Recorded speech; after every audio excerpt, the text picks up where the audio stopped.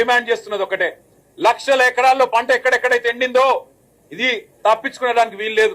మొన్న హరీష్ రావు గారు వివరంగా చెప్పినారు, ఎండల వల్ల పంట ఎండిందని ముఖ్యమంత్రి అంటాడు, బోర్ల కింద ఎండిపోతే మాకు బాధ్యత లేదని బాధ్యత రాహిత్యంతో ఇరిగేషన్ మంత్రి మాట్లాడతాడు.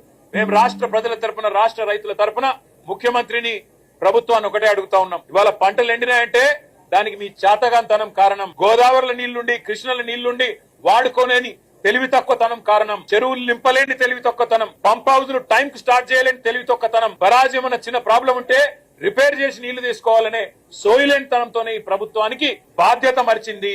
అందుకే మేము రాష్ట్ర ప్రజల తరపున అడుగుతా ఉన్నాం, ఎక్కడెక్కడైతే పంట ఎండిపోయిందో ఎకరానికి 25,000 రూపాయల చొప్పున వెంటనే ఈ బడ్జెట్ లో డబ్బులు కేటాయించి నష్టపరిహారం రాష్ట్ర ప్రభుత్వమే చెల్లించాలి. రాష్ట్రంలో లక్షలాది ఎకరాల్లో పంట ఏదైతే ఎండుతుందో దానికి ఖచ్చితంగా ఈ ప్రభుత్వం రైతుల క్షమాపణ చెప్పాలి. ఇలా భూగర్భ జలాలు అడుగంటున్నాయంటే ఖచ్చితంగా దానికి కారణం ఈ ప్రభుత్వమే. చెరువులు నింపకపోవడం, ఇష్టం వచ్చినట్టు చెక్ డ్యాంలు నింపకపోవడం, ఇష్టం వచ్చినట్టు ఇసుక తోడుకోవడానికి, కేవలం ఇసుకతో దోపిడీ కాంగ్రెస్ నాయకుల జేబులు నింపడానికి మీరు చేసిన నిర్వాహకమనే కారణం ఇవాళ గుర్తుపెట్టుకోవాలని కోరుతూ, రాష్ట్ర రైతాంగానికి కేసీఆర్ గారు ఉన్నారు, బీఆర్ఎస్ ఉన్నది, మేము భరోసాను ఇస్తూనే ఉంటాం, మీ తరఫున కొట్లాడుతూనే ఉంటాం.